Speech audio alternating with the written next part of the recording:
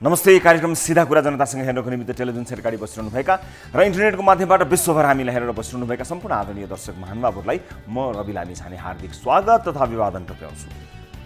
हेर्दा हेर्दै चुनाव हारेका अर्का नेता वामदेव गौतम राष्ट्रिय सभा सदस्य मनोनित भएका छन्। मन्त्री परिषदको सिफारिसमा राष्ट्रपति विद्यादेवी भण्डारीबाट वामदेव मनोनित भए र शपथ ग्रहण समेत गरे। चुनाव आउन लगभग 2.5 वर्ष बाँकी छ। अबको 2.5 वर्ष सरकारले के गर्ला भन्ने कुरा बितेको 2.5 वर्षले संकेत गरेकै छ। आम जनताले न नारायण काजी श्रेष्ठको मनोनयन मन पराए न वामदेव गौतमको मनोनयन मन पराएका छन्। तर के फरक रहेछ र? लोकतन्त्रमा जनता नै सर्वे सर्वा हुन्छन्, जनताले जे भन्यो त्यही हुन्छ भनेको सुनिएको मात्र थियो, भोग्न र देख्न बल्ल पाइयो। राजनीतिक दलले जे चाह्यो त्यही हुने रहेछ। जनताले मन पराउन् नपराउन् कसैलाई मतलबै रहेनछ। आफ्नो सत्ता समीकरण र कुर्सी जोगाउन जे मन लाग्यो त्यही गर्न पाइने व्यवस्था संविधानभित्रै पो रहेछ। यो त कस्तो रहेछ भने जनताले नै चुनेर पार्टीलाई र पार्टीका नेतालाई पठाएपछि त्यो पार्टी र नेताले जे निर्णय गरे पनि त्यो निर्णय जनताको निर्णय हुने रहेछ। कस्तो छल, कस्तो कपट। अझ राम्रोसँग उदाहरण दिउँ है त। मान्नुहोस् एउटा मानिस लेखपढ गर्न त्यति जान्दैन, देश दुनियाँका ठुला कुरा त परै जाओस्, गाउँघरका ससाना कुरा पनि जान्दैन। त्यसपछि उसले एउटा जान्ने भन्ठानेको व्यक्तिलाई आफ्नो तर्फबाट निर्णय गर्ने अधिकार दियो। मतपत्र नामको मन्जुरी नामामा उसले दुईटै बुढियौलाको ल्याप्चे लगाएर उसलाई दियो। नबुझ्ने सोझो मानिसको ल्याप्चे लिएको अर्को जान्ने बाठो मानिसले उसको ल्याप्चेको सदुपयोग गर्नु पर्दथ्यो, तर उसले त्यो गरेन। कसैले विश्वासमा दिएको ल्याप्चे प्रयोग गरेर उसले ल्याप्चे दिनेको घाँस खोसिदियो, बाँस खोसिदियो, अधिकार खोसिदियो, परिवारलाई लखेटेर विदेशतिर पुर्याइदियो, उत्पादन गर्ने खेत प्लटमा बेचिदियो, पढ्न लेख्न दिएन, सिप कुनै सिकाएन। के हो के ल्याप्चे लगाएर आफ्नो तर्फबाट उसलाई निर्णय गर्ने अधिकार दिएको त हो, तर ल्याप्चे हात पारेपछि त आफैलाई सखाप पार्ने निर्णय मात्रै गर्न थाल्यो। ल नारायण काजीजी, तपाईँ आफै सर्वे गर्नुहोस्, कतिजनाले तपाईँ चुनाव हारेर पनि राष्ट्रिय सभा गएको मन पराएका छन्। ल वामदेवजी आफै सर्वे गर्नुहोस्। नेपाली राजनीतिमा दशकौँ बिताएका तपाईँ चुनाव हारेर पनि राष्ट्रिय सभामा गएको कतिलाई मन परेको रहेछ हेरौँ न त। जनतालाई मन नपरेको र नैतिक रूपमा अत्यन्त गलत निर्णय गरेर चुनाव हारेर पनि दौरा सुरुवाल कोट टोपी लगाएर टुई हिँडिदिने, असल काम गर्ने जनताले चाहेको कुशल व्यवस्थापक कुलमान घिसिङले चाहिँ निस्किनु पर्ने अनि हरुवाहरूले चाहिँ राष्ट्रिय सभामा प्रवेश पाउने। आफ्नो कुर्सी बचाउन जनताको यति ठुलो अपमान, यति सजिलै गर्नेले कुर्सी बचाउन देशै नबेच्लान् भन्न चाहिँ सकिँदैन। नदी नाला त बेचेरै यहाँसम्म आएका हुन् भन्ने बताइन्छ। आफ्नो फाइदा हुन्छ भने जे पनि गर्ने आँट कसरी आएको होला? यो मुलुकमा देश बचाउन आफूलाई सङ्कटमा पार्न तयार नेता होइन, आफूलाई बचाउन देशैलाई सङ्कटमा हाल्ने नेताहरू पो रहेछन्। यो लोकतन्त्र हुनै सक्दैन। जनताको हित भन्दा जनताको अपमान गर्नेहरू ठाटिएर हिँड्ने र आफ्नो राजनीति सुरक्षित गर्न जुनसुकै सन्धि सम्झौता बाँडफाँड गर्नेहरूको हुलले यो मुलुक फेरिन्छ। ब्वाँसोले सिनो लुछे जसरी मन्त्रीका नातेदार बिचौलिया माफियाहरूले शिक्षा, स्वास्थ्य, विकास निर्माणका ठुला आयोजना लुछेको त हिसाबै छैन। लौ भइगयो, वामदेव गौतमजी त विशिष्ट र वरिष्ठ राजनीतिज्ञ, चुनाव हारेरै पनि यत्रो अपमान र आलोचना सहेरै पनि उहाँ आखिर राष्ट्रिय सभा छिर्नु नै भयो। यसको मतलब उहाँको प्रवेशले यो मुलुकमा भयङ्कर उथल पुथल त हुन्छ नै होला। राष्ट्रिय राजनीतिले कोल्टे फेर्ने मात्र हो र पुरै उत्तानो टाङ्ने लगाउँछ होला। केपी ओलीको कुर्सी बचाउन मात्रै पक्कै जानुभएको होइन होला। घर बस्दा बोर भएर टेबल ठोक्न मात्रै पनि पक्कै जानुभएको होइन होला। घर खर्च चलाउन गाह्रो भयो भनेर 2-4 पैसा तलब आउँछ भनेर पनि पक्कै जानुभएको होइन होला। चुनाव हारेको मान्छे मन्त्री बन्न पाउँदैन भनेर संविधानले भन्छ। उहाँ मन्त्री मात्र होइन, अब त प्रधानमन्त्रीकै क्यान्डिडेट रोकारे के चाहिँ गर्न जानुभएको होला त उहाँ वामदेवजी? अब संविधान नै संशोधन गरेर उहाँलाई मन्त्री प्रधानमन्त्री समेत बनाउने विचारमा त छैन नेकपा। जनताले विश्वास गरेर दिएको ल्याप्चेको यसरी दुरुपयोग गर्नुभयो भने तपाईलाई पाप लाग्छ प्रधानमन्त्रीज्यू। बधाई दिने प्रचण्डजीलाई पाप लाग्छ, झलनाथजीलाई पाप लाग्छ। नेपालको संविधानको चिरहरण गर्ने यो घटनामा लाक्षी भएर साक्षी बस्ने माधव नेपालजीलाई पाप लाग्छ, सुभाष नेवाङजीलाई पाप लाग्छ। सरकारको निर्णयमा आँखा बन्द गरेर छाप लगाइदिने राष्ट्रपतिलाई त के पाप के धर्म, तर तपाईँका पति मदन भण्डारीको आत्मालाई चाहिँ ठुलो ठेस लाग्छ। महामहिम राष्ट्रपतिज्यू, राष्ट्रिय सभा भनेको के हो र कस्ता मानिसहरू राष्ट्रपतिबाट मनोनित भएर राष्ट्रिय सभा जाने प्रावधान छ भनेर आज रातभरि संविधान पढ्नुहोला। शपथ ग्रहणसँगै वामदेव गौतमले भनेका छन् राष्ट्रिय सभाको गरिमा र प्रतिष्ठा गिराउने काम गर्ने छैन। राष्ट्रिय सभाको गरिमा र प्रतिष्ठा योभन्दा बढी कतै गिर्ने ठाउँ बाँकी छ र? चुनाव हारेर राष्ट्रिय सभा मन्त्री पद खुस्किएर सल्लाहकार चाकडी बजाएर पद, आहा देश स्वर्ग भयो हजुर, देश त स्वर्गै भयो, अब मर्न मात्र बाँकी छ। आउनुहोस् सुरु गरौँ जनताको चासो गुनासो र प्रश्न सहितको विशेष कार्यक्रम सीधा कुरा जनतासँग।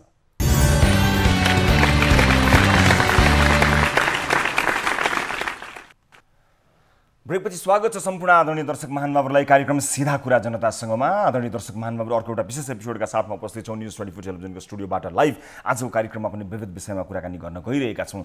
अझै पनि प्रसङ्ग नेपाल विद्युत प्राधिकरणको अनि कुलमान घिसिङकै।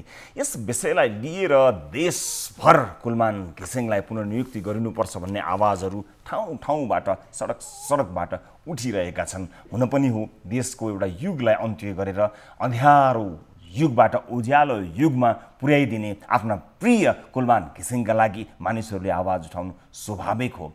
आज यस विषयलाई लिएर सरकार के निर्णय गरिरहेको छ, के भइरहेको छ भन्ने बारे बुझ्न र त्यसलाई आधिकारिकता प्रदान गर्न, रे र यस्तो रहेछ उस्तो रहेछ भन्ने हल्ला होइन, वास्तविकता के रहेछ भन्ने कुरा जान्नको निमित्त आज हामी स्वयं ऊर्जा मन्त्री वर्षमान पुनसँग कुराकानी गर्न लागिरहेका छौँ कि उनको पुनर्नियुक्तिको प्रस्ताव मन्त्री परिषदमा मन्त्रालयले नलगेको हो अथवा लगेर पनि त्यो अड्किएको हो, कहाँ अड्किएको हो, यी यावत प्रश्नहरू जनमानसमा छन्। आज सम्बन्धित मन्त्रीज्यूसँग कुराकानी गरी यी यावत तपाईँहरूका प्रश्नको प्रतिनिधित्व गर्ने कोसिस हामी गर्नेछौँ। कोरोना अपडेट त नियमित रूपमा प्रस्तुत गर्ने हाम्रो कार्यक्रमको प्रारूप हुँदै आइ नै रहेको छ, त्यसलाई निरन्तरता प्रदान गर्नेछौँ। यो सँगसँगै आजको कार्यक्रममा रोजगारीका लागि पुनः भारततर्फ फर्किनेहरूको लर्को लागेको छ, त्यसबारेमा आज एक विशेष रिपोर्ट प्रस्तुत गरिरहेका छौँ। आएर फर्किएका मात्र होइन, नयाँ धेरै अनुहारहरू जाने क्रम बढ्दो छ। केही बेर अगाडि, केही समय अगाडि पनि हामीले यसबारेमा रिपोर्टिङ गरेका थियौँ। आज अर्को एक विशेष रिपोर्ट यसै सन्दर्भमा प्रस्तुत गर्न लागिरहेका छौँ। र कुनै समय के सधैँभरि प्याज काट्दा आँसु आउँथ्यो, अहिले प्याज किन्दा पनि आँसु आउने भएको छ। एकाएक प्याजको मूल्य बढेसँगै त्यसबारेको एउटा विशेष रिपोर्ट र हामीले विभिन्न ठाउँमा गई कसरी एक्कासी यहीँ भएको प्याजको मूल्य एकै दिनमा 50 रुपियाँबाट 150-200 सम्म पुग्यो, त्यसबारे जान्ने प्रयास र तपाईँहरूलाई सचेत बनाउने प्रयास आजको कार्यक्रममा गरेका छौँ। र युरिक एसिडलाई जाँच्ने नाप्ने प्रयोगशालाको एउटा मेसिन बिग्रिएको विषयलाई हामीले कार्यक्रममा प्रस्तुत गरेका थियौँ। आज त्यसको फलोअप पनि छ। सबभन्दा पहिला ताली र गालीबाट कार्यक्रम सुरु गर्न चाहन्छु। यस अघि हामीले राखेको विषय थियो आन्तरिक हवाई उडान होटल रेस्टुरेन्टहरू असोज 1 गतेबाट खोल्ने सरकारको निर्णयलाई के भन्नुहुन्छ? ठिक छ भन्नेले ताली र ठिक छैन भन्नेले गालीमा भोट गर्नुपर्ने थियो, जसमध्ये आन्तरिक हवाई उडान र होटल रेस्टुरेन्ट आदि असोज 1 गतेबाट खोल्ने सरकारको निर्णयलाई ठिक छ भन्दै 87.06% अर्थात् 13,069 जनाले तालीमा भोट गर्नुभएको छ भने ठिक छैन भन्दै 12.94% मात्रै अर्थात् मात्र 1942 जनाले गालीमा भोट गर्नुभएको छ। अधिकांश हामीलाई भोट गर्नुहुने दर्शक महानुभावहरू यो खोल्ने निर्णयबाट प्रसन्न हुनुभएको कुरा यो भोटिङ पोलले देखाउँछ। अब ताली र गालीका लागि आजको विषय, आजको प्रश्न यस प्रकार रहेको छ।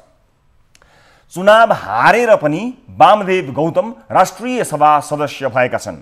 उनलाई बधाई दिनेले तालीमा र विरोध गर्नेले गालीमा भोट गर्नुहोला। भोट गर्नको लागि हाम्रो पात्रको मोबाइल एप्लिकेसनमा जानुहोला, होम पेजमा रहेको ताली गालीमा क्लिक गरी आफूलाई मन लागे ताली मन लागे गालीमा भोट गरी सार्वजनिक चासोको विषयमा, यस विषयमा तपाईँको अभिमत जान्ने अवसर प्रदान गर्नुहोला र भोटिङ सुरु हुन्छ। अब केही अपडेट। नेपालमा कोरोना संक्रमितको सङ्ख्या 59,000 नागेको छ। पछिल्लो 24 घण्टामा 1,246 जनामा संक्रमण पुष्टि भएसँगै संक्रमितको सङ्ख्या 59,500 573 पुगेको हो। 24 घण्टामा मृत्यु भएका 4 जनामा कोरोना पुष्टि भएको छ। यो सँगै नेपालमा आजसम्म 383 जना कोरोना संक्रमितको मृत्यु भएको छ। स्वास्थ्य मन्त्रालयका अनुसार पछिल्लो 24 घण्टामा 10,641 जनाको PCR परीक्षण भएको थियो। नेपालमा अहिले 16,241 जना मात्रै कोरोना संक्रमित उपचाररत छन्। देशभर हालसम्म 7,883 जना क्वारेन्टिनमा छन् भने संस्थागत आइसोलेसनमा 7,903 जना छन्। त्यस्तै होम आइसोलेसनमा 8,338 जना रहेका छन्। हालसम्म देशभर 8,42,915 जनाको PCR प्रविधिबाट परीक्षण गरिएको मन्त्रालयले जनाएको छ। अब एक फलोअप।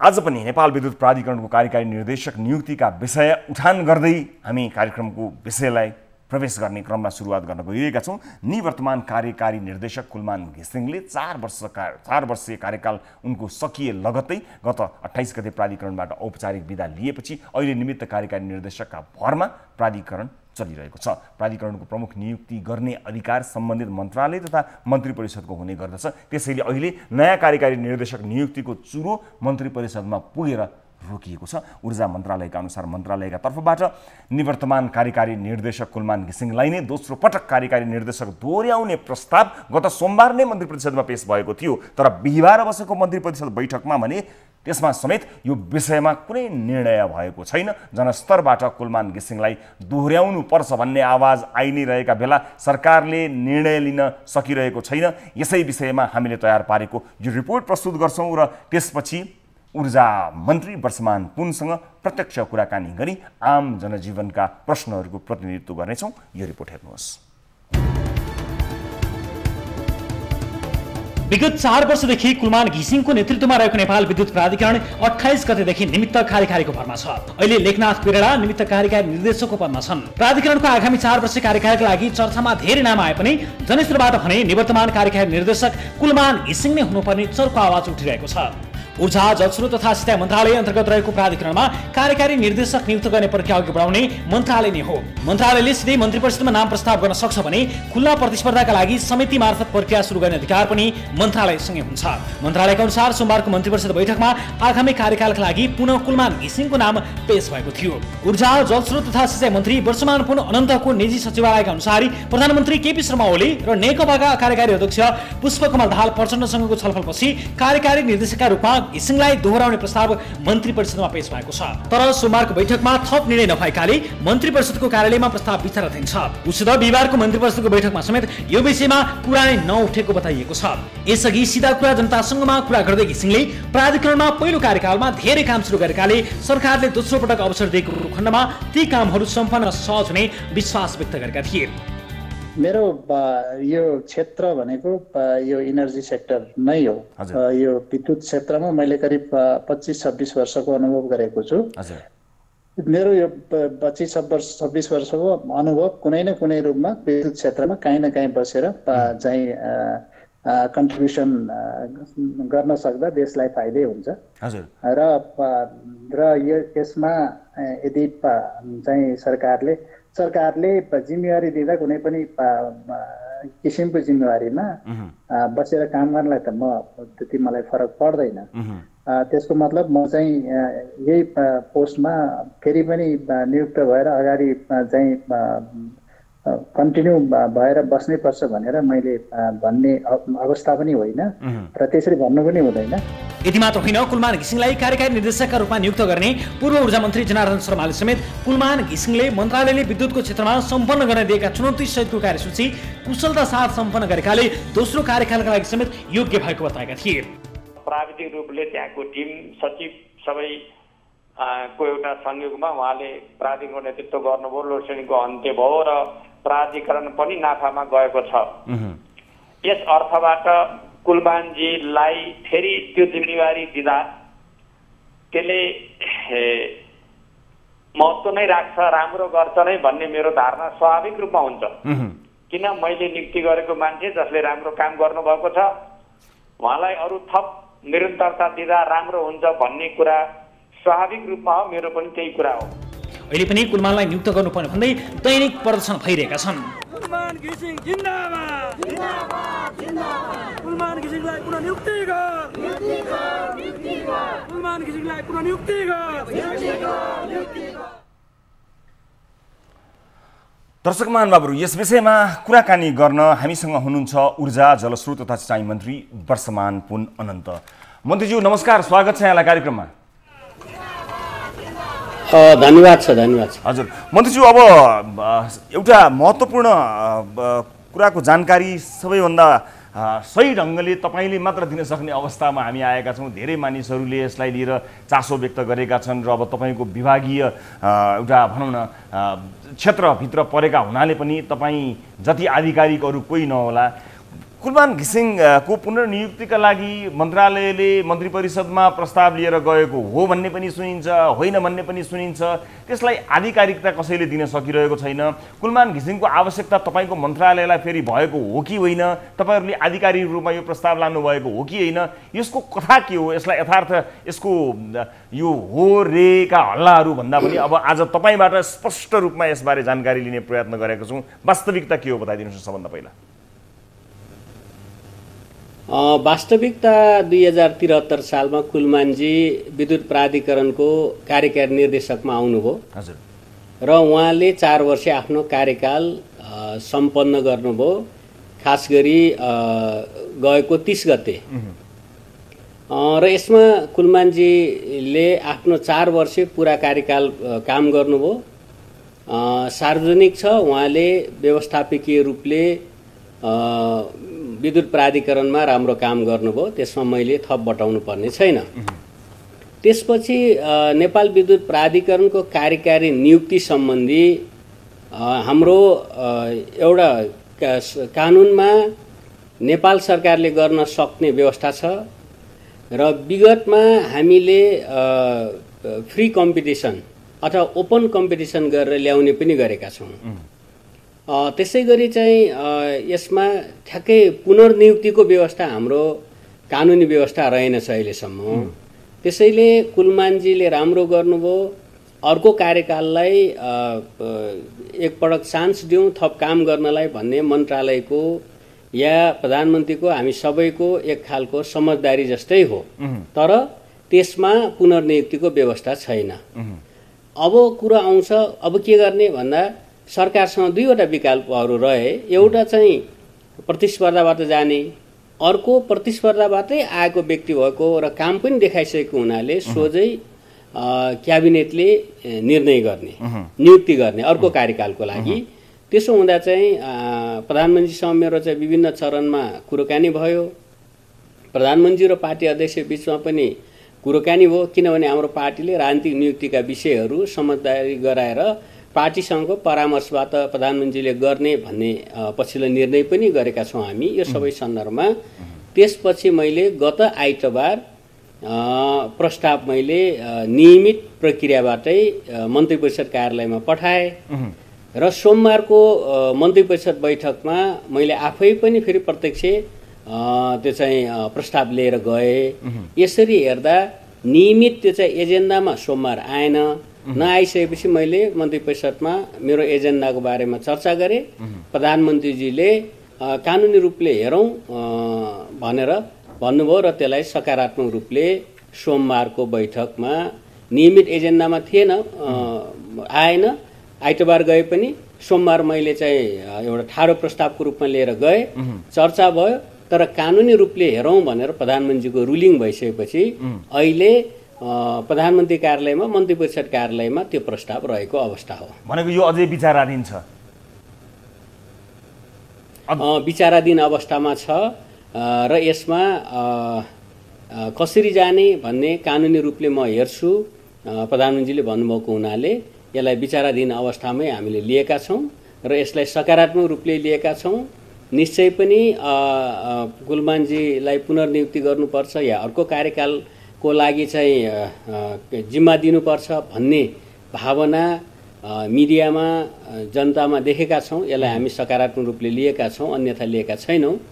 त्यसै गरी कति साथीहरूले हामीलाई व्यक्तिगत रूपले या सार्वजनिक मिडिया मार्फत यस्तो सफल मान्छेलाई विद्युत प्राधिकरणले फेरि किन डोर्याउने, योभन्दा अर्को कुनै चाहिँ संस्थानमा या अर्को जिम्मेवारीमा दिएर सरकारले सम्मानित गरोस् भन्ने पनि हामीले सुनेका छौँ। कति मान्छेहरूले होइन एउटा सफल मान्छे सगरमाथाको चुचुरोमा पुगिसकेपछि त्यहीँ बसिराख्ने होइन, अर्को राम्रो कामतिर या अर्को करियरमा जाने हो, त्यसैमा फेरि कोसिस गर्नुहुन्न भन्ने जस्ता पनि सुनेका छौँ। तर मन्त्रालयले विद्युत क्षेत्रमा, विद्युत प्राधिकरणमा कुलमानजीलाई एक कार्यकाल आवश्यक छ भनेर मैले राजनीतिक रूपले प्रधानमन्त्रीसँग सल्लाह गरेर पार्टीका नेताहरूसँग सल्लाह गरेर त्यो प्रस्ताव क्याबिनेटमा पुर्याएको छु। त्यसैले म सबैसँग के अनुरोध गर्छु भने यो सरकारले नियमित बिजनेसको रूपमा गर्ने हो, त्यसमध्येको एउटा काम हो। यसलाई कोही पक्षमा भएको, कोही विपक्षमा भएको, कसैले रोक्न खोजेको, कसैले गर्न खोजेको जुन रूपमा प्रचार भएको छ यो रूपमा लिन आवश्यक छैन। यो रूपमा नलिदिन पनि म अनुरोध गर्छु। अब स्पष्ट के पारौँ भने तपाईँको तर्फबाट तपाईँको मन्त्रालयले कुलमानजीकै नियुक्ति अथवा पुनर्नियुक्ति अथवा कुलमानजीकै निरन्तरता हुनुपर्दछ भन्ने मत राखेर त्यसलाई प्रस्तावको रूपमा लिएर गयो। तपाईँहरूका तर्फबाट विधि विधान कानुनले के भन्छ भन्ने कुरा त अर्को पाटो रहिहाल्यो, त्यो तपाईँलाई आउने जवाफ। तर एउटी कुरा स्पष्ट पारौँ, कतिपय ठाउँमा के भएको छ भने वर्षमान पुनले नै प्रस्तावै लगेनन्, मन्त्री आफै, ऊर्जा मन्त्री आफै पोजिटिभ छैनन् भन्ने किसिमका पनि काहीँ गाईगुईहरू हेड से भनौँ न, यो भने सुनेका कुराहरू पनि सुनिएको हुनाले त्यो त आज स्पष्ट भयो कि तपाईँले 2 पटकसम्म प्रस्ताव लिएर जानुभएको हो भन्ने कुरा चाहिँ स्पष्ट भयो। त्यति मात्रै होइन, झन्डै 1 महिना पहिले कुलमानजी कार्यकाल सिद्धिँदै गर्दा प्रधानमन्त्रीसँग मैले छलफल गरेर बाहिर सार्वजनिक रूपले पनि कुलमानजीको चाहिँ निरन्तरताको अपेक्षा छ। अहिले हामी ऊर्जा क्षेत्रमा एउटा चाहिँ अनुभव प्राप्त व्यक्तिलाई निरन्तरता दिँदा ठिकै हुन्छ, त्यसैले उहाँ कार्यकाल सिद्धिरहेछ, मैले प्रस्ताव लिएर आउँछु भनेर प्रधानमन्त्रीलाई भनेको थिएँ। 29 गतेसम्म समय छ, हामी विचार गरौँला भनेर सकारात्मक जवाफ पाएपछि बाहिर अनावश्यक टीका टिप्पणीहरू सुरु भएपछि, सामाजिक सञ्जाल मिडियामा आदि इत्यादि भएपछि मैले त्यतिखेर पनि भनेको थिएँ कुलमानजीलाई हामी दोहोऱ्याउँछौँ, प्रधानमन्त्री सकारात्मक हुनुहुन्छ, मैले कुरो गरिसकेको छु भनेर मैले झन्डै 20-25 दिन पहिले बताइसकेको विषय हो। त्यसैले यसमा प्रधानमन्त्रीको बारेमा भन्ने, मेरो बारेमा भन्नु कुनै आवश्यक छैन। त्यसपछि कुलमानजीले पनि सार्वजनिक रूपमा यो अहिलेका उपलब्धिहरू सम्माननीय प्रधानमन्त्रीको नेतृत्वमा निर्देशनमा प्राप्त हुन्, ऊर्जा मन्त्रीको नेतृत्वमा प्राप्त भएका हुन् र त्यसमा व्यवस्थापकीय रूपले प्राधिकरणको नेतृत्व मैले गरेँ र अरू टिम त्यहाँ 12,000 कर्मचारी थियो, सबैको साझा प्रयत्नले यो हासिल भएको उपलब्धि हो। त्यसैले यसलाई यही रूपमा लिइदिन भनेर उहाँले सार्वजनिक लिखित वक्तव्य पनि दिनुभयो, मौखिक रूपले पनि सार्वजनिक अपिल गर्नुभयो। त्यसो गर्दा यसमा म सबैसँग के अनुरोध गर्छु भने प्रधानमन्त्रीसँग या मसँग या कोहीसँग फरक जस्तो जो देखाउने प्रयत्न छ यो चाहिँ सही कुरो होइन। त्यसै गरी गत आइतबार मैले प्रस्ताव लगेको कुरो सार्वजनिक भइसकेको विषय हो, सोमबार क्याबिनेटमा चर्चा भएको कुरो सार्वजनिक भइसकेको विषय हो। अहिले पनि विचाराधीन रहेको हुनाले यसमा ठुलो कुनै नियतको विषय बनाएर छलफल गरिन आवश्यक छैन, किनभने नियमित प्रक्रिया हो। जस्तै यस अगाडि पृष्ठभूमिमा यहाँले चर्चा गर्नु हो, पार्टीले वामदेव गौतमजीलाई राष्ट्रिय सभामा लाने निर्णय भयो 7 महिना पहिले र त्यो चाहिँ पेन्डिङ रहँदै आयो विभिन्न कारणले र गत हप्ता निर्णय भयो, अहिले कार्यान्वयन हुँदैछ भन्दा कैयौँ निर्णयहरू छलफलका क्रममा हुन्छन्। मैले अघि बताइसकेँ, प्रतिस्पर्धावाद पनि हामी नियुक्ति गर्ने गरेका छौँ, कार्यकारी निर्देशक सोझै सरकारले निर्णय पनि मनोनित पनि गर्ने गरेको छ। मन्त्रालयले काम गरिसकेको मान्छे टेस्टेड मान्छे भएको हुनाले मन्त्रालयलाई आवश्यक छ, सरकारलाई आवश्यक छ, ऊर्जा क्षेत्रमा एकपल्ट उहाँले काम गर्नुपर्छ आफ्नो विशेषज्ञता भनेर हामी सोझै सरकारले नियुक्ति गरोस् भनेर क्याबिनेटमा लगेका छौँ र यसलाई कानुनी रूपले हेरौँ भनेर प्रधानमन्त्रीले भन्नुभएको कुरालाई हामीले अन्यथा रूपमा लिएका छैनौँ।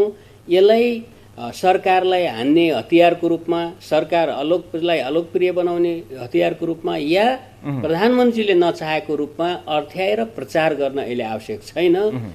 यो छलफल या निर्णयकै प्रक्रियामा रहेको हुनाले यसलाई धेरै ठुलो विषय बनाइनु आवश्यक हुन्न भन्ने कुरो म प्रश्न राख्न चाहन्छु, अनुरोध पनि गर्न चाहन्छु। र यसमा प्रस्ताव नलगेको त प्रश्नै होइन। मैले सार्वजनिक रूपले 15-20 दिन पहिले पनि प्रधानमन्त्रीसँग छलफल भएको र सकारात्मक भएको कुरो र आइतबार प्रस्ताव लगेको, सोमबार चर्चा भएको, त्यसपछि मेरो सचिवालयका साथीहरूले स्पष्ट गरेको विषय हो। म यही कुरो म बताउन चाहन्छु। अब कुलमानजीको लोकप्रियताले गर्दा तपाईँ मन्त्री अथवा प्रधानमन्त्री अथवा अन्य सरकारका अन्य मन्त्रीहरू यो कुलमान घिसिङजी चाहिँ एउटा कर्मचारी, हामी त मन्त्री, सबै क्रेडिट जति कुलमान घिसिङले लिएर गयो भनेर एउटा एक किसिमको यो जुङ्गाको लडाइँ जस्तोको वातावरणको सृजना भएको हो कि होइन? तपाईँ आफूलाई पर्सनल्ली कुलमानजीले राम्रो काम गर्नुभएको र त्यसबाट लोकप्रियता हासिल गर्नुभएकोमा तपाईँलाई कहीँ कतै मनमा कहीँ कतै त्यसको हारिस भनौँ, त्यसको इगो भनौँ, कहीँ कतै छ कि छैन? मन्त्रीजी भन्नुहोस् त।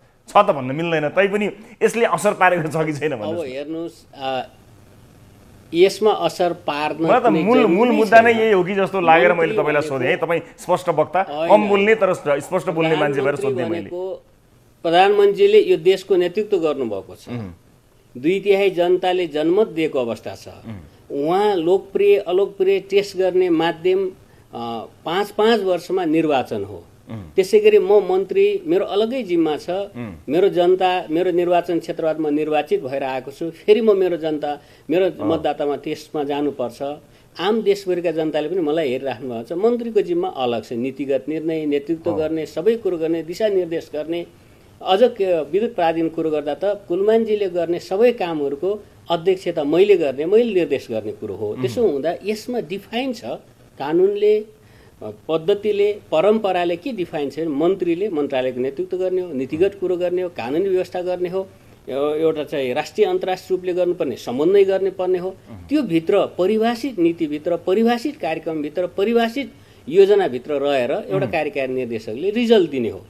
अब मन्त्रीले नै नीति नबनाइदिसकेपछि त्योभन्दा बाहिर कार्यकारी निर्देशक जान सक्दैन। मन्त्रीले नै योजना नबनाए, कार्यक्रम नभए, बजेट नराखिदिसकेपछि अब कार्यकारीले के गर्ने? मन्त्रीले प्रस्ताव लिएर के अरे वार्षिक बजेट तयार हुन्छ, अर्थ मन्त्रालयबाट पैसा आउँछ, त्यो कुरा कार्यान्वयन गर्ने कार्यकारीको काम हुन्छ। यो ऐनबाट विद्युत प्राधिकरण ऐन बन्छ या विद्युत सम्बन्धी नियामक निकाय बन्छन्। विद्युतको चाहिँ कसरी ऊर्जासम्म पोलिसी, जस्तै म आउने बित्तिकै श्वेतपत्र जारी गरेँ र त्यो सरकारको हामी चाहिँ वार्षिक कार्यक्रम मार्फत त्यसलाई 10 वर्षे ऊर्जा दशकको घोषणा गऱ्यौँ। 10 वर्षमा हामी 15,000 मेगावाट उत्पादन गर्छौँ। त्यसको लागि चाहिँ हामी रिजर्भयरको हिस्सा 1/3 अनि पिकिङ रन अफ रिभरको अर्को तिहाई, रन अफ रिभरको 1/3 अनि सोलरको 5 देखि 10% हाराहारी हुन्छ। यो पोलिसी हो, यो भित्र विद्युत प्राधिकरणले काम गर्ने हो। त्यसै गरी हामी धलकेबर मुजफ्फरपुर एउटा क्रस बोर्डर ट्रान्समिसन लाइन बनायौँ भारतसँग व्यापार गर्न। अर्को चाहिँ हामी बुटोल भैरवा बुटोलदेखि चाहिँ गोरखपुर बनाउँछ। यो पोलिसी हो, यो भित्र प्राधिकरण काम गर्ने। हामी चीनसँग उत्तरतिर क्रस बोर्डर ट्रान्समिसन बनाउने, चीन सरकारसँग म आइसकेपछि, नयाँ सरकार आएपछि हामी MOU गऱ्यौँ। त्यो भित्र हाम्रो एजेन्सीको रूपमा प्राधिकरण अघि सार्यौँ। हामी बङ्गलादेशसँग चाहिँ विद्युत क्षेत्रमा सहकार्य गर्ने नेपाल सरकारले निर्णय गर्यो र मैले पहल गरेँ। हामी दुई देशबीचमा सम्झौता भयो, त्यो कार्यान्वयन गर्ने जिम्मा नेपाल विद्युत प्राधिकरणको। त्यसै गरी नेपाल सरकारले के भन्यो भने आगामी 2 वर्षमा नेपाल पुरै विद्युतीकरण गर्छ, बजेट यो, कार्यक्रम यो भन्यो। त्यो 2 वर्षमा विद्युतीकरण गर्ने बजेट बनाइयो, त्यो कार्यक्रम कार्यान्वयन गर्ने विद्युत प्राधिकरण हो। यस्तै त्यसै PPA सम्बन्धी हामी पोलिसी बनाउँछौँ। मतलब यो अरु चाहिँ जस्तै मूल कुरा के भने यो जुङ्गाको लडाई अथवा प्राधिकरण गर्छ भन्दा त होइन। नीति योजना दिशानिर्देश मन्त्रालयले गर्छ। त्यसलाई चाहिँ फिल्डमा प्लानिङ गरेर त्यसलाई कार्यकारी रूप दिने चाहिँ प्राधिकरणले गर्छ। त्यसको नेतृत्व के अरे कार्यकारी निर्देशकले गर्छ भन्दा यो त अलग अलग विषय हो। मानव गृह मन्त्रालयको नेतृत्व मन्त्रीजीले गर्नुहुन्छ, त्यहाँ चाहिँ आर्मी प्रहरी चिफ हुन्छ। तर काठमाडौँको SSP या अरू कुनै जिल्लाको SPले चाहिँ क्राइम कन्ट्रोल यो गर्यो भनेर चाहिँ त्यहाँको चाहिँ चर्चा भइरहेको हुन्छ। तपाईँहरूले मिडियामा ल्याएर त्यसको अर्थ गृहमन्त्रीलाई उछिनेको, आइजीलाई उछिनेको कहीँ पनि प्रश्न हुँदैन। त्यो त मेरो शब्द हुँदैन। तर त्यस्तो भयो कि भन्ने आशंका क्या हामीलाई चाहिँ अब, किनभने एक्स्ट्राअर्डिनरी अलिकति एकदम एक्स्ट्राअर्डिनरी वेबाट चाहिँ उहाँको लोकप्रियता भइरहेको खण्डमा त्यो लोकप्रियता र वाहवाही नै उहाँका लागि घातक भयो कि भन्ने चाहिँ मेरो एउटा आशंका मैले गरेँ, जसलाई तपाईँले दूर गर्नुभयो। अब म एउटा कुरा यस्तो हुन्छ। हजुर मन्त्री, मैले अर्को प्रसङ्गमा लागेँ, यसलाई लगभग तपाईँले स्पष्ट पारिसक्नु भएको हुनाले मैले यसमा थप समयमा लिइनँ। अब एउटा कुरा जस्तो अब एउटा प्रक्रियामा यो गएको हुनाले यसको नियम के छ, कानुनले के भन्छ भन्ने कुरा हेर्छु भनेर प्रधानमन्त्रीले भन्नुभयो। तपाईँहरू पनि त्यसको प्रतीक्षामा हुनुहुन्छ भन्ने कुरा आयो।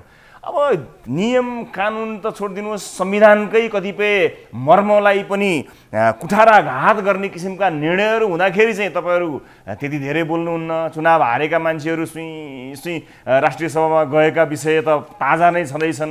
त्यसलाई चाहिँ मध्ये त्यसलाई चाहिँ त्यति धेरै व्यवस्था गरिँदैन। एउटा मानिस जसले चाहिँ प्रमाणित गरेर देखाइदियो, जसले चाहिँ एउटा युग परिवर्तन गरिदियो, जसमा तपाईँहरूको धेरै ठुलो रोल छ, तर प्रत्यक्ष रूपमा एउटा जिम्मेवारी लिएको मान्छे, प्रमाणित गरेको मान्छेलाई चाहिँ नियम कानुन यो त्यो भनेर बाँध्दाखेरि त यो त दुई अर्थी कुरा भयो नि त। मान्छे झुक्याउने भुलाउने जस्तो कुरा भयो, सुहाएन नि त। सरकारको चरित्र त सबै ठाउँमा एउटै हुनु पर्यो नि। अरूलाई नलाग्ने, कुलमानलाई मात्र नियम कानुन लाग्ने भने त अलिक सुहाएन नि।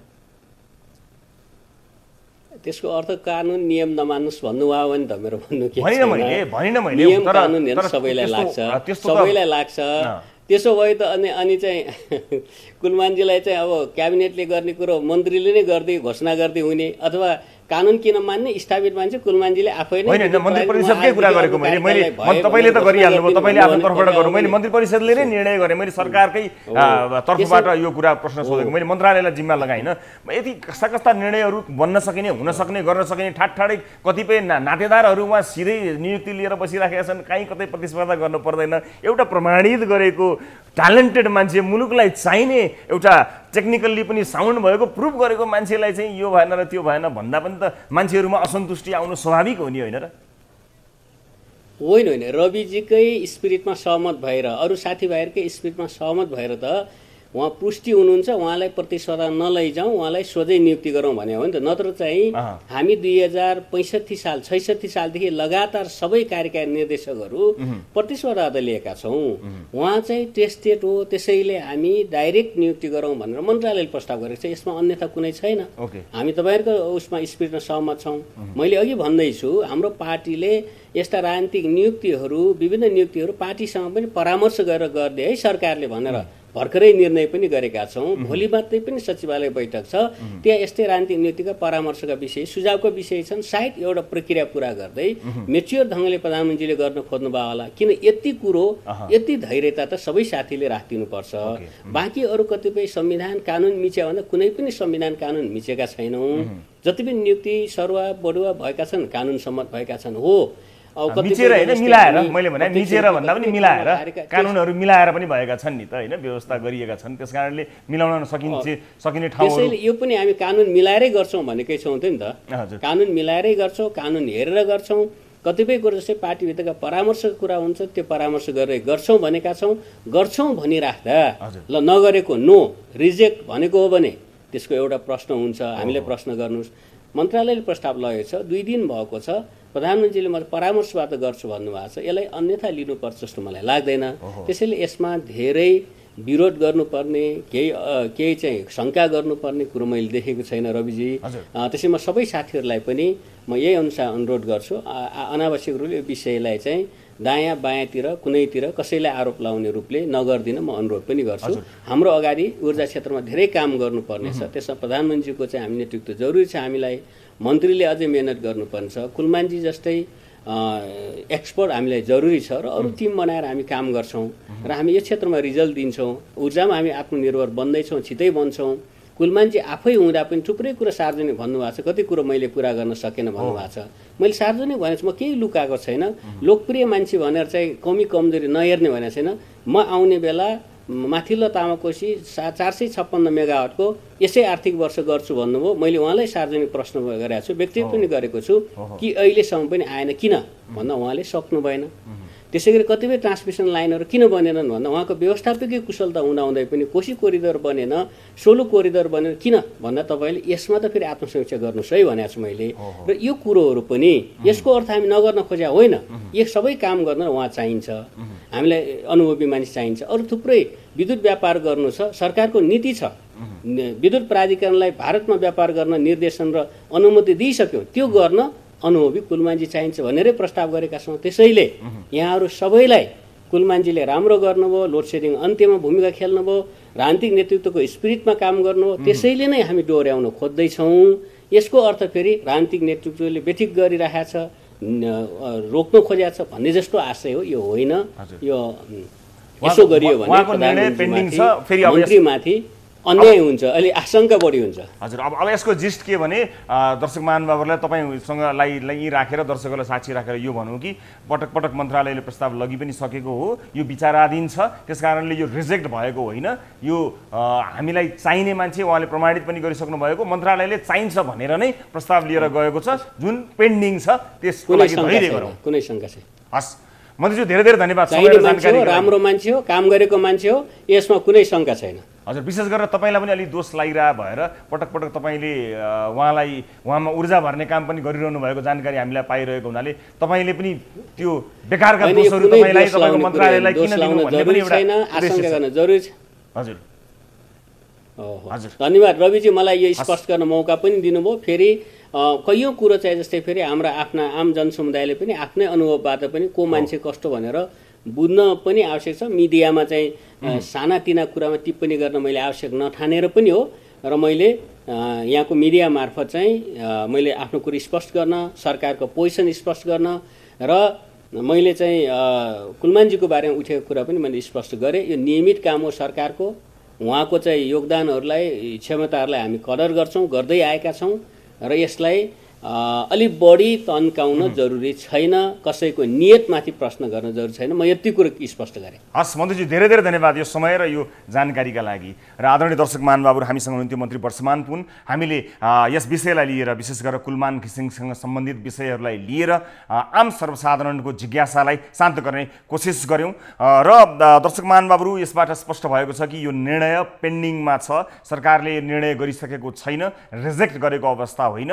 मन्त्रालय तर्फबाट उहाँलाई नै निरन्तरता दिने प्रस्तावहरू पटक पटक गएका छन्, जसको प्रतीक्षा मन्त्रालय गरिरहेको छ भन्ने कुरा माननीय मन्त्रीज्यूले भर्खरै जानकारी गराउनु भएको छ प्रत्यक्ष कुराकानी मार्फत। र यो कुरालाई आजलाई यहीँ बिट मार्नेछौँ र यसको निरन्तर फलोअप हामी गरि नै रहनेछौँ। यो जानकारी देशैभरि र विदेशमा समेत बसेर उहाँका विषयमा चिन्ता र चासो व्यक्त गर्ने दर्शक महानुभावहरूको लागि अत्यन्त उपयोगी भयो होला भन्ने मैले ठानेको छु।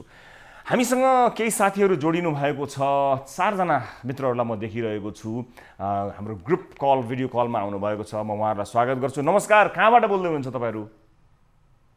नमस्ते रवि सर, हामी काठमाडौँमै छौँ अहिले। हजुर, धेरै पहिलेदेखि हजुरसँग कुरा गर्न मन थियो यो प्रोग्राम मार्फत, हजुर, बल्ल आज मौका पाइयो, त्यसको लागि धेरै धेरै धन्यवाद। हजुर, के विषयलाई कुराकानी गर्न चाहनुभएको छ तपाईँहरूले? कुन समस्यामा हुनुहुन्छ बताउनुहोस् न। हजुर, हामी चाहिँ चाइनामा मेडिसिन पढिरहेका विद्यार्थीहरू हौँ। हजुर, हामी 3 जना चाहिँ मास्टर्स गरिरहेको छौँ, अनि अर्को भाइ पनि हुनुहुन्छ लक्ष्मी भनी, उहाँ चाहिँ MBBS गरिराख्नु भएको छ। हजुर, अनि यो कोभिडको कारणले गर्दा चाहिँ हामी नेपाल फिर्ता आउनु पर्यो। हजुर, अनि तर यहाँ समस्या के भइदियो भनेपछि नेपाल मेडिकल काउन्सिलले यो जति 5-6 महिना हाम्रो लस भयो त्यो कुरा कभर गर्नलाई चाहिँ चाइना फिर्ता जानुपर्छ भन्ने एउटा नोटिस जस्तो निकालेको थियो। अनि त्यसको लागि चाहिँ हामीले अब चाइना फिर्ता जानको लागि गभर्मेन्टसँग धेरै नै पहल गऱ्यौँ, तर त्यस 2-3 महिना जति भइसक्यो होला, अहिलेसम्म केही सुनवाई पनि भएको छैन। अनि त्यही भएर अब धेरै नै अब आजित भएर हजुरको थ्रुबाट गभर्मेन्टलाई के मेसेज दिन सकिन्छ कि भन्ने हिसाबले। भनेको यो मेडिकल काउन्सिलको निर्णय हो, यो मेडिकल काउन्सिलले गरेको निर्णय हो? हजुर, खास कुरा के भनेपछि जस्तै अब MBBS को इन्टर्नसिप भयो, अनि अरू पोस्ट ग्रेजुएसन लेभलमा चाहिँ क्लिनिकल रोटेसन हुन्छ हस्पिटलमा, त्यो कुरा चाहिँ अनलाइन गरेर त पोसिबल नै भएन होइन। अनि त्यही नोटिस चाहिँ नेपाल मेडिकल काउन्सिलले निकालेको थियो, जुन नोटिस हामीले उता चाइनाको युनिभर्सिटीमा पनि बुझायौँ। त्यसको लागि चाहिँ अब हामीले गभर्मेन्टको थ्रु चाहिँ धेरै पहल गऱ्यौँ। हजुर, अब सबै विद्यार्थीहरूलाई पठाउन नसके पनि जो मेडिसिन पढिराख्नु भएको छ उहाँहरूको लागि चाहिँ अलिकति फास्ट ट्र्याकको थ्रुबाट हुन्छ कि कसरी हुन्छ, डिप्लोमेटिक लेभलबाट कुरा गरेर हामीले जाने व्यवस्था गरिदिउँ भनेर हामीले कुरा गरेका थियौँ। त्यसको लागि 2-3 महिना जति भइसक्यो होला।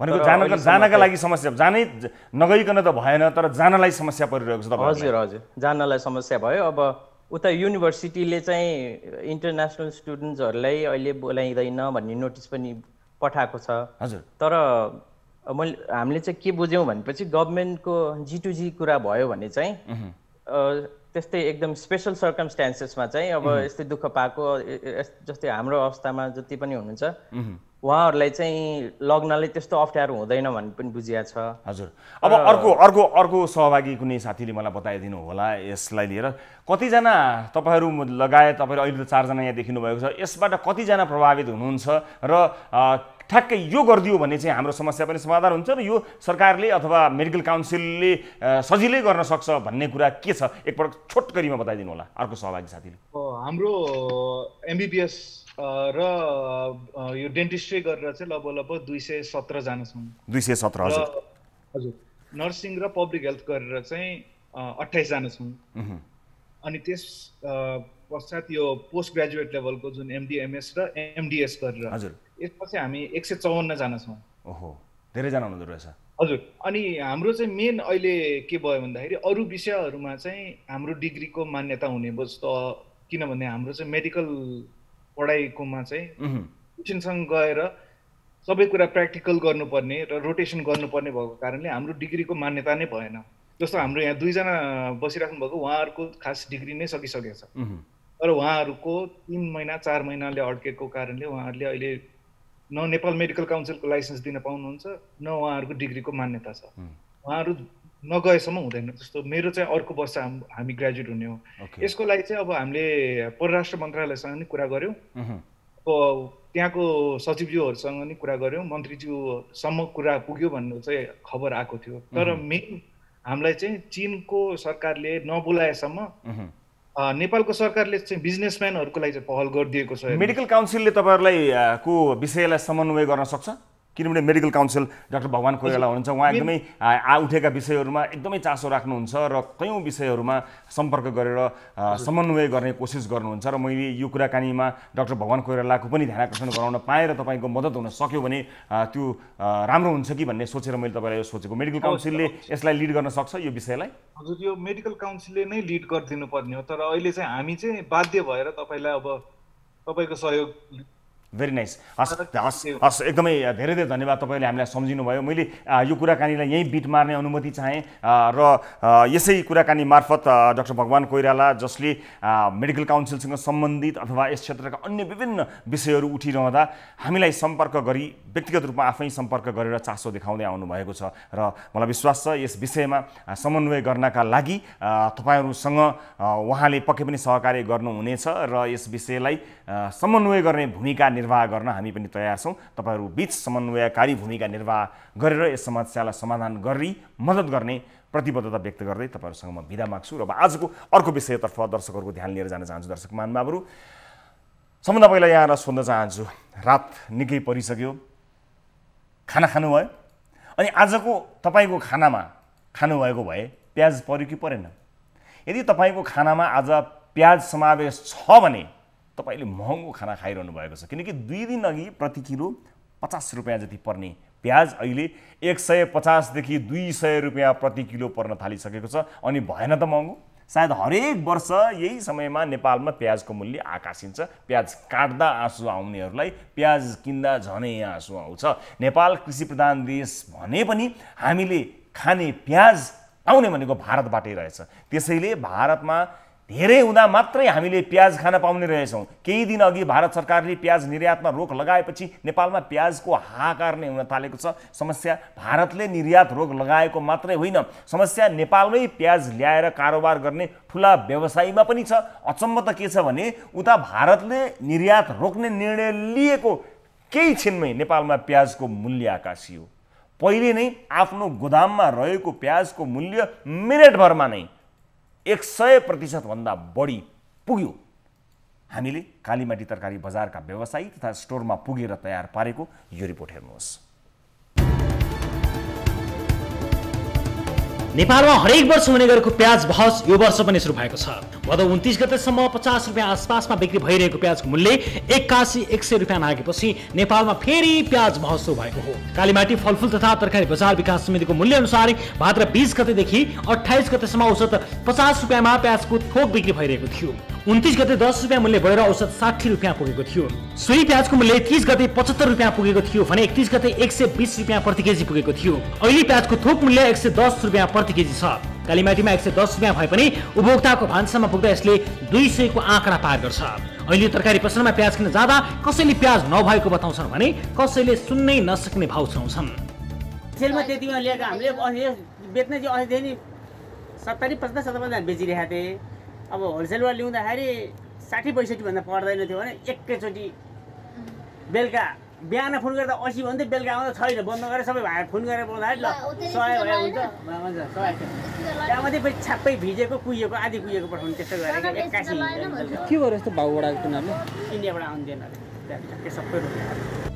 भारतमा प्याजको उत्पादन कम भएपछि भारतले अन्य देशमा निर्यातमा प्रतिबन्ध लगाउँदै आएको छ। यस वर्ष पनि भारतले यस्तै गर्यो। तर अचम्मको कुरा त के छ भने भारतले निर्यातमा प्रतिबन्धको घोषणा गरेको 24 घण्टा पनि नबित्दै नेपालमा 150% सम्म मूल्य वृद्धि हुने गरेको छ। प्रश्न आउँछ अहिलेसम्म आयात गरिएको स्टक प्याज कहाँ गयो? यो प्रश्नको जवाफका लागि कालीमाटी तरकारी बजारमा रहेको गोदामको यो दृश्य हेर्नुहोस्।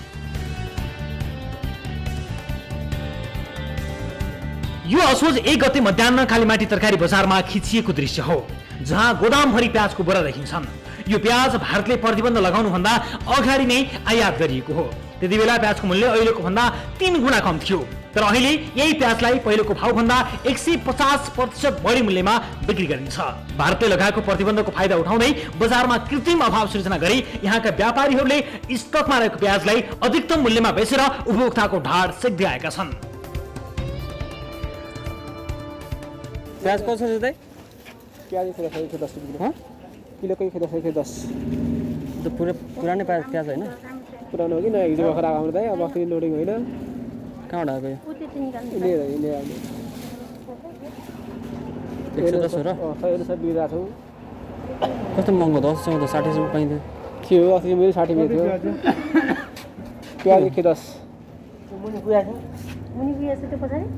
के गर्नु यस्तो भाउबाट? मिलाएर दिनु न। यो ठिक लाग्यो। त्यति नै हो ठ्याक्कै? यो तल धेरै भयो नि त।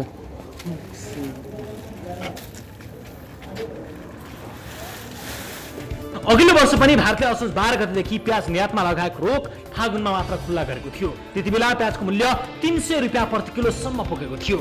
अहिले पनि उस्तै अवस्था सुरु भएको छ। अभाव र महँगो हुँदा चल्ने प्याजमा आत्मनिर्भरताको बहस अरू बेला भने खासै चल्दैन। नेपालको उच्च हिमाली क्षेत्रमा बाहेक अन्य सबै ठाउँमा प्याजको उत्पादन हुन्छ। अहिले ग्रामीण क्षेत्रका मानिसहरूले बजारबाट खासी प्याज खरिद गर्दैनन्। नसिक 53, रेड पियोल, सुपर केस, टिआई 172, काँस, भेनस र भिन्टर सिल्भर गरी प्याजका 7वटा जातहरू नेपालमा पाइन्छन्। अहिले पनि ग्रामीण भेगका मानिसहरूले कमै मात्रामा बजारबाट प्याज खरिद गर्छन्। कतिपयको घरमा व्यक्तिगत प्रयोजनका लागि फलाइएका प्याजहरू टुसा उमेर खेर गएका छन्। विदेशबाट आयात गर्दा बिचौलियाहरूलाई फाइदा हुने भएपछि आन्तरिक उत्पादनको बजारीकरणमा कसको पो ध्यान जाओस्? सरकारको आन्तरिक उत्पादन बढाउने कार्यक्रम योजना अनुरूप सफल हुन नसक्दा पनि नेपाली उपभोक्ता वर्षेनी प्याजमा कालो बजारीको शिकार बन्दै आएका छन्।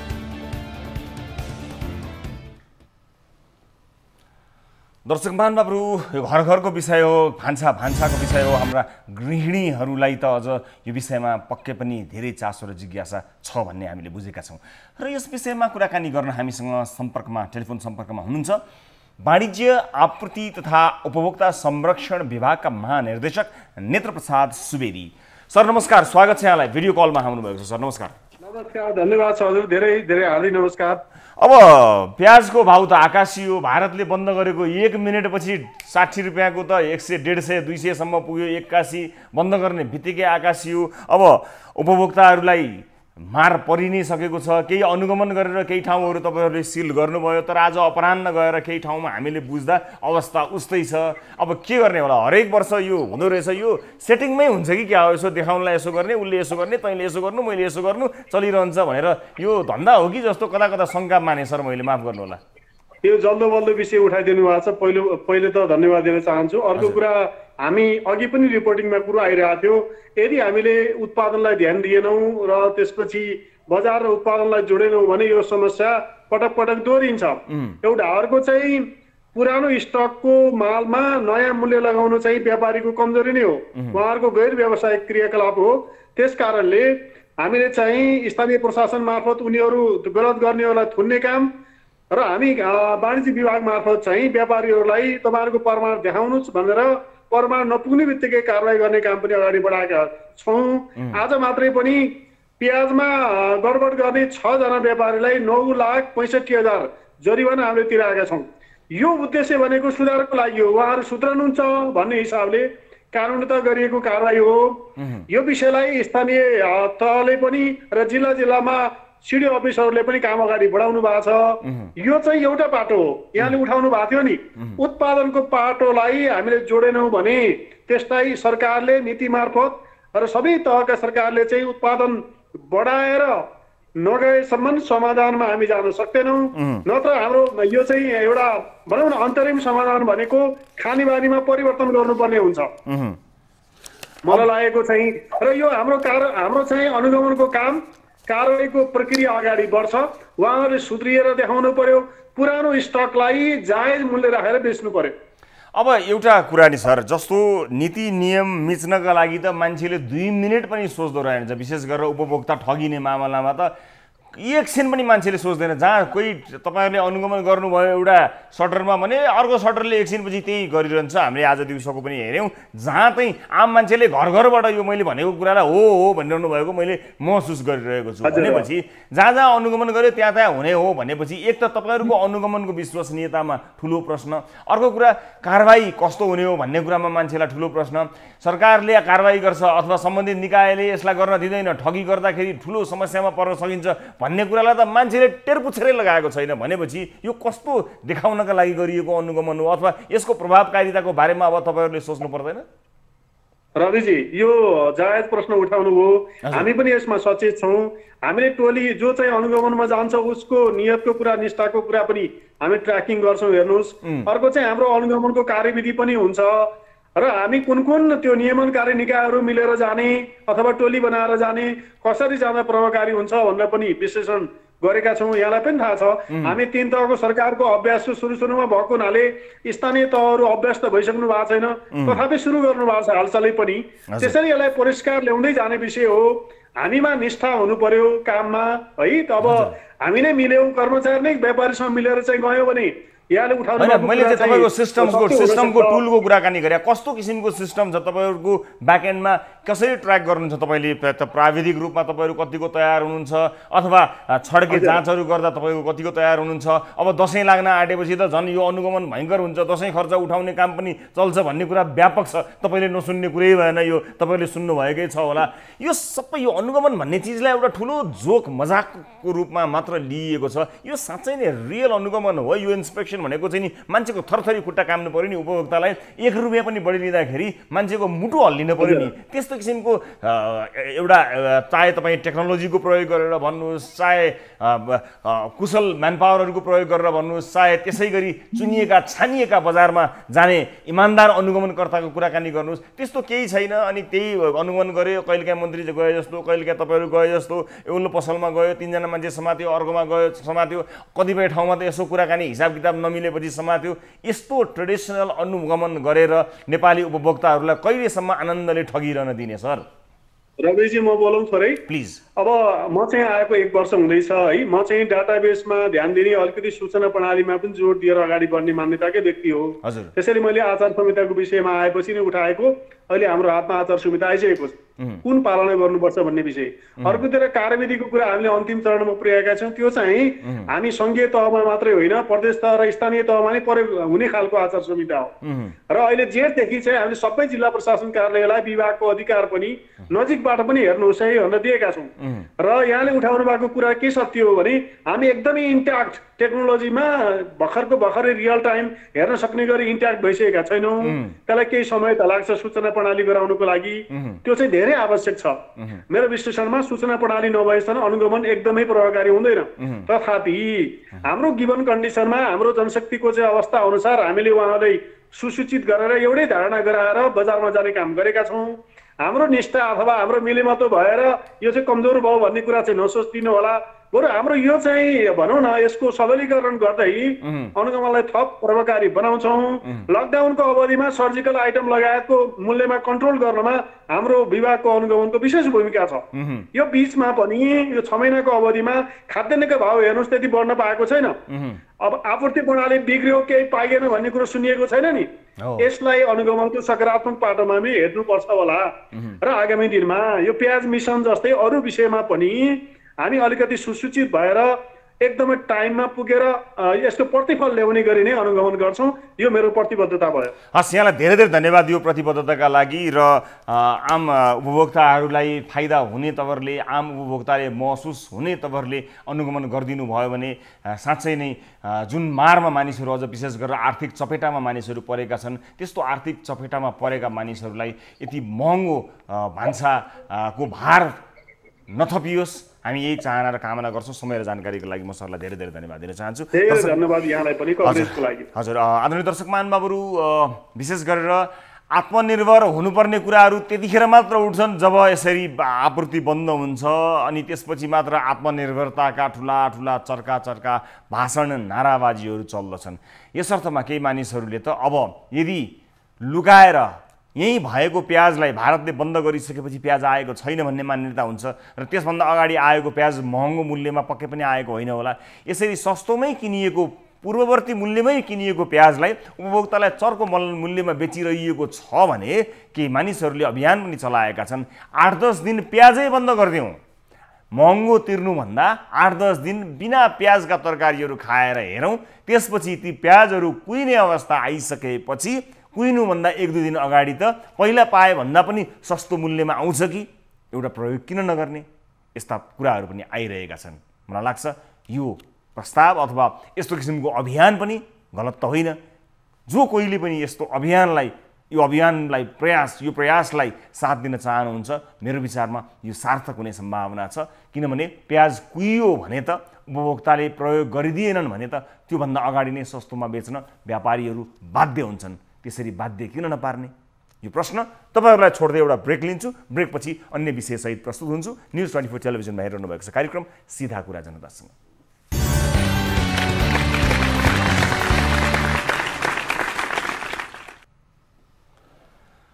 ब्रेकपछि स्वागत छ सम्पूर्ण दर्शक महानुभावहरूलाई कार्यक्रम सीधा कुरा जनतासँगमा। दर्शक महानुभावहरू, विभिन्न समस्याहरू सुन्दै तिनलाई समाधान गर्ने कोसिस हामी यस कार्यक्रम मार्फत गर्दछौँ र विशेष गरेर आम सर्वसाधारणका दैनिकीसँग सम्बन्धित विषयहरू हाम्रो प्राथमिकतामा पर्दछन्। तर पछिल्लो समय कोभिड-19 को महामारीसँगै हाम्रो प्राथमिकता फेरिएको छ। कोभिड-19 को विषयमा तपाईँलाई सूचना दिने र त्यस वरपर त्यस सेरोफेरोमा परेका समस्याहरूलाई कार्यक्रममा प्रस्तुत गरी सम्बन्धित निकायलाई ध्यान आकर्षण गराई त्यसमा समेत मद्दत गर्ने हेतुले हामीले कार्यक्रमको प्राथमिकतालाई अलिकति परिवर्तन गरेका छौँ। यद्यपि तपाईँका विषयहरूलाई नियमित रूपमा प्रस्तुत गर्दै आइरहेका छौँ। 98 015 724 24 नम्बरमा आफ्ना समस्याहरू भिडियो कल मार्फत भिडियो मेसेज मार्फत पनि पठाउन सक्नुहुनेछ। भाइबर र व्हाट्सएपमा र अन्य समस्याहरू पनि पठाउन सक्नुहुनेछ। परिस्थिति सहज नहुन्जेलसम्म तपाईँलाई यस नम्बरमा सम्पर्क गरी आफ्ना समस्या राख्न हामी अनुरोध गर्न चाहन्छौँ। र अब आजको अर्को विषय, कोरोना महामारीले धेरैको रोजगारी गुमेको छ, धेरैको जीवनशैली नै परिवर्तन पनि भएको छ। स्वदेशमै साना ठुला व्यवसाय सुरु गरेकाहरू धेरै विस्थापित पनि भएका छन्। आम सर्वसाधारणको आर्थिक अवस्था सङ्कटग्रस्त छ। उसो त नेपालीहरूको पहिलो श्रम बजार भनेको नेपाल पहिलो श्रम बजार भनेको भारत र भारतका विभिन्न सहरहरू हुन्। कर्णाली र सुदूरपश्चिम प्रदेशका अधिकांश युवाहरू रोजगारीका लागि भारत पस्न बाध्य थिए र छन् पनि। भारतमा कोरोना महामारी सुरु हुँदा स्वदेश फर्किएकाहरू महामारीले नछोडेपछि बाध्य भएर आर्थिक जोहका लागि भारततर्फै फर्किन लागेका छन्। महामारीमा विदेशिएकाहरू स्वदेश फर्किएर देशमै केही गर्ने साहस गरी पनि रहेका थिए, तर तिनै तहको सरकारले उनीहरूलाई सहयोग गर्न भने सकिरहेको छैन। अहिले विदेशबाट फर्किएका अधिकांश युवा फेरि विदेशिन चाहन्छन्, तर बाध्यता कस्तो हुन्छ भने उदाहरण अहिले त्यस सम्बन्धी कस्तो बाध्यता छ भन्ने कुराको उदाहरण अहिले सुदूरपश्चिमका सीमा नाकाहरूमा भारत छिर्दै गरेका नेपाली युवाहरूलाई हेर्दा थाहा हुन्छ। भारत फर्किँदै गरेका नेपालीहरूको विषय समेटेर सुदूरपश्चिमबाट टिभी जर्नलिस्ट हिक्मत रावलले पठाएको यो रिपोर्ट हेर्नुहोस्। यो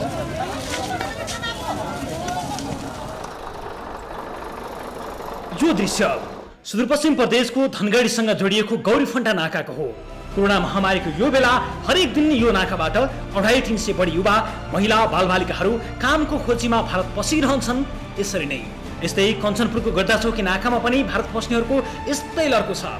यो 1-2 दिनको लड्को भने होइन, 2-3 महिना यता निरन्तर यस्तै चलिरहेको छ यहाँ। तर स्वदेशमै रोजगारी दिन्छौँ, बेरोजगारीको अन्त्य गर्छौँ भन्ने संघीय प्रदेश र स्थानीय सरकार यो दृश्यको साक्षी मात्रै बनिरहेका छन्। 5 महिना अघि कोरोना त्रासकै बीच यिनै नाका भएर 2.5-3 लाख युवाहरू जन्मथलो सुदूरपश्चिम फर्किएका थिए। तर अहिले गाउँघरमा भोकले मर्नुपर्ने अवस्था सिर्जना भएका कारण भारत जानुपर्ने बाध्यता आइलागेको उनीहरू बताउँछन्। अब हाम्रो हजुर अब घरमा कुनै क्षमता छैन भारत नकोरेर कहाँबाट हुने अब त हामीले भारत त कुर्नु पर्यो कि त एक रोटी हामीलाई काहीँ मिल्नु पर्यो। एक रोटी मिल्ने हाम्रो नेपालमा काहीँ छ अहिलेसम्म छैन। त्यस्तो उहाँहरूको बाध्यता जस्तो एकदम म जानेवाला होइन होइन। तर किनभने घर छन् परिवार छन् सारा चाहिँ यस्तो चाहिँ देशको महामारीले गर्दाखेरि चाहिँ काम गर्ने विश्वमै यस्तो समस्या छ, रोगग्रस्त छ, तैपनि उनीहरूले एकदम बाध्यता भएर चाहिँ जानुपर्ने स्थिति देखा परेर कहाँ रोजगार दिएको छ, कसलाई दिने हो रोजगार दिने अवसर कहाँ खोलिएको छ। केन्द्रीय तथ्याङ्क विभागका अनुसार सुदूरपश्चिम प्रदेशमा जनसङ्ख्याको अनुपातमा सबैभन्दा बढी 76% बेरोजगारी छ। बेरोजगारी न्यून गर्न सरकारले रोजगारका जतिसुकै कुरा गरे पनि मात्रै त्यो नारामा सीमित भएका छन्। आफूले पनि भारतमै गएर काम गर्नु परेको त्यो दुःख बिर्सेको छैन। मेरो पहिलो प्राथमिकता भारत पलायन हुने युवालाई रोक्ने हुनेछ भन्ने प्रदेशका मुख्यमन्त्री त्रिलोचन भट्ट र उनको स्वरोजगारको योजना पनि खै कता अलपत्र परेको छ, अत्तो पत्तो छैन। सीमा नाकाबाट महामारीको यो बेला हजारौं युवाहरू स्थानीय प्रदेश सरकारकै आँखा अगाडिबाट कामको खोजीमा भारत पसिरहेका छन्। तर सबै तैचुप मैचुप बन्नुपर्ने किन? सीमानाकामा भारत जान लस्करै लागेका मलिन हजारौं अनुहारहरू संघीय प्रदेश सरकारलाई सोध्दैछन्, खै हामीलाई रोजगारी, कहिलेसम्म यस्तो बेरोजगारी? डर भयो, डर ल्याउनु आयौँ, अब यहाँ आएर पनि खाना छैन, के छैन, खर्च छैन, जानु पर्यो। रोजगार छैन नेपालमा हाम्रो, त्यही हो हाम्रो। अब इन्डियामै रोजगार पाउँछौँ, त्यहाँबाट बोलाएर त्यहीँ गर्ने, त्यहीँ गुजारा गर्ने, भोकै मर्नु, यहाँभरि मर्नु, उतै मरौँला, जस्तो हुन्छ त्यस्तै गर्ने। दर्शक महानुभावहरू, यति धेरै युवाहरू स्वदेशमा आएका थिए। स्थानीय सरकारले एउटा सक्रियता देखाउन सकेको भए विशेष गरेर ग्रामीण भेगमा स्वरोजगारका धेरै कार्यक्रमहरू ल्याउन सकिन्थ्यो, कृषिमा युवाहरूलाई परिचालन गर्न सकिन्थ्यो। त्यो आशा पलाएको भए, त्यसको टुसा मात्र पलाएको भए पनि विदेशमा श्रम गर्न यी युवाहरू जाने थिएनन्। तर कहीँ कतै केही सम्भावना नदेखेपछि उल्टो फेरि फर्किएर भारततर्फ जानेको लस्कर लागेको छ, घुइँचो लागेको छ। हुनसक्ला सरकारलाई त आनन्द भएको होला, सबै मानिसहरू गए, श्रम गर्न गए, पैसा पठाउँछन्, अझ अर्थतन्त्रमा टेवा नै दिन्छन् भन्ने लागेको छ होला। तर यसले निम्त्याएका कयौँ विकृति विसङ्गति र यसले निम्त्याएका अनेकौँ समस्याहरू र त्यति मात्र होइन, मुलुकले पाएको सुवर्ण अवसर गुमाएको कुरा खोइ कहाँ कसले याद गर्ने होला, त्यो आफैमा एउटा आश्चर्यको विषय बनेर बस्नेछ। यसरी लर्को लागेर मानिसहरू स्वदेश आइसकेका मानिसहरू फेरि भारततर्फ जाने क्रम, यसले राम्रो सङ्केत पक्कै पनि दिएको छैन। तिनै तहका सरकारले फुर्सद पाएछन् भने यो लर्को किन लागेको रहेछ भन्ने कुरा सोचुन् भन्ने उद्देश्यले हामीले यो रिपोर्ट प्रस्तुत गऱ्यौँ।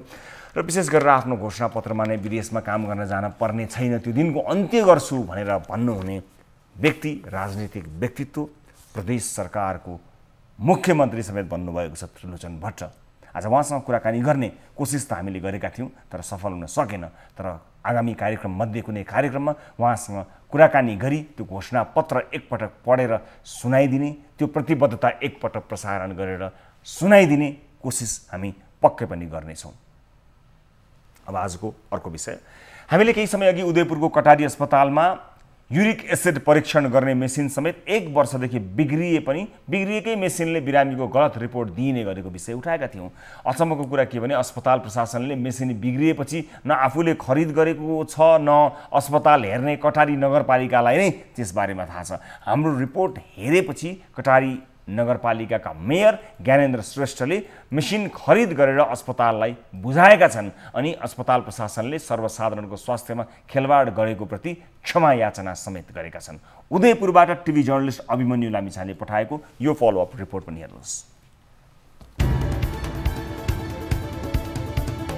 गत साता हामीले कार्यक्रममा उदयपुरको कटारी अस्पतालको युरिक एसिड जाँच गर्ने मेसिन 1 वर्षदेखि बिग्रिएको र अस्पतालले गलत रिपोर्ट दिएको विषयमा रिपोर्टिङ गरेका थियौं। उक्त कुरालाई प्रमाणित गर्न एक स्थानले एउटै परीक्षण 4वटा अस्पतालमा गरेका थिए, जसमा 3वटा अस्पतालको रिपोर्ट एउटै आएको थियो भने कटारी अस्पतालको भने फरक आएको थियो। त्यतिबेला कटारी अस्पतालका ल्याब टेक्निशियन शिवकुमार शाहले मेसिन बिग्रिएको कुरा आफूले अस्पतालमा जानकारी गराए पनि ध्यानाकर्षण नभएको बताएका थिए।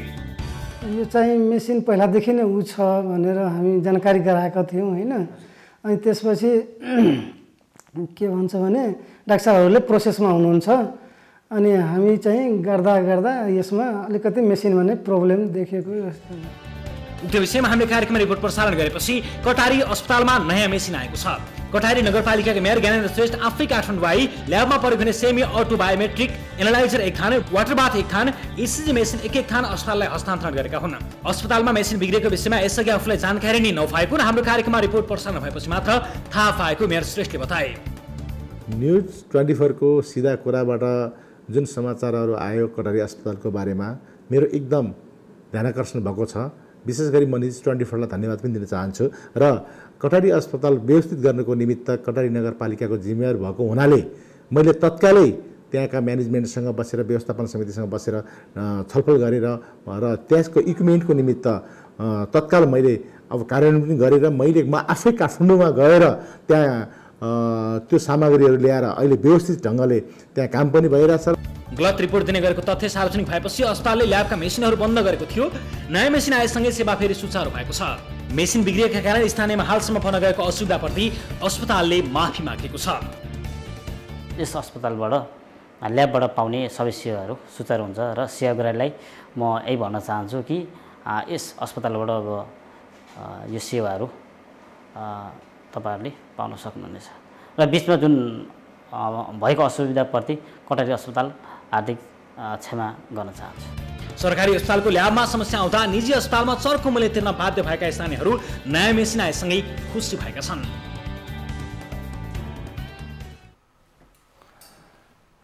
धन्यवाद नगर प्रमुखज्यूलाई, अस्पताल प्रशासनलाई हामीले प्रसारण गर्ने लगत्तै यसलाई गम्भीरतापूर्वक लिएकोमा।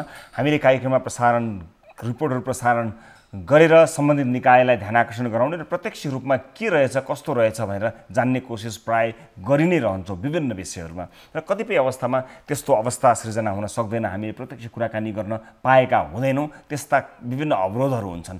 त्यसका बावजुद पनि तिनै रिपोर्टलाई आधार मानेर सम्बन्धित निकायले त्यसलाई सुधार्ने प्रयास निरन्तर गर्दै आउनुभएको छ। ती तमाम सम्पूर्णलाई म फेरि पनि धन्यवाद दिन चाहन्छु र विशेष गरेर यस विषयलाई लिएर देखाउनु भएको तदारुकताका लागि र जनस्वास्थ्यप्रति देखाउनु भएको चासोको लागि सम्बन्धित सबैलाई धन्यवाद पनि ज्ञापन गर्दछु। आजका लागि कार्यक्रम निर्धारित समय पनि समाप्त भइसकेको छ। थप न्युजका लागि हाम्रो वेबसाइट www.news24nepal.com मा जानुहोला। साथै हामीलाई फेसबुक, ट्विटर, युट्युबमा पनि फलो गर्न सक्नुहुनेछ। हाम्रो पात्रोको मोबाइल एप्लिकेसनमा गई गाली वा तालीमा भोट गर्न पनि म अनुरोध गर्न चाहन्छु। कार्यक्रम सिधा कुरा जनतासँगको आजको श्रृङ्खलाबाट सम्पूर्ण युनिटका साथमा 10 औँला जोडेर नमस्ते रवि लामिछानेको।